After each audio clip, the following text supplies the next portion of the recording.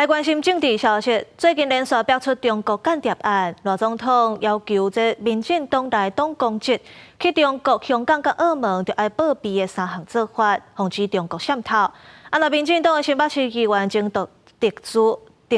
黄楚阳，有民主学院的前副主任曲世元拢涉案羁押禁见，今仔日提审开庭。要勉励君子爱财，取之有道。如果明知道这个是诈骗集团，不要参加，不要为虎作伥。不仅仅要抓车手，还要抓背后的犯罪集团，就说我们大家一起来，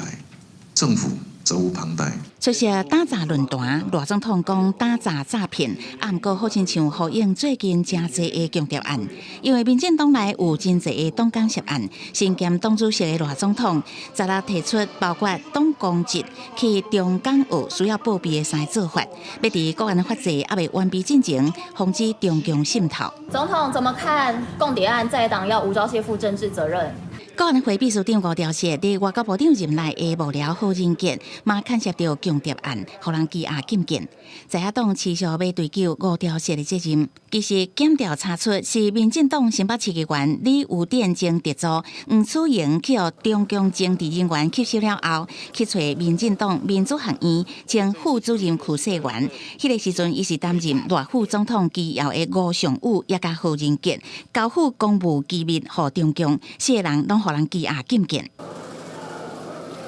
黄楚阳甲曲世元羁押届满2个月，17由台北地法院提审开庭。吴尚武羁押期嘛伫要届满。院长请马陈政委2周内邀集相关单位研议强化方案，也请所有公务人同仁必须要加强国安意识，身为公务员更要坚守对国家的忠诚。对于强谍案真多，行政院表示会为制度面来管控，最近要检视相关法规，强化国安机制。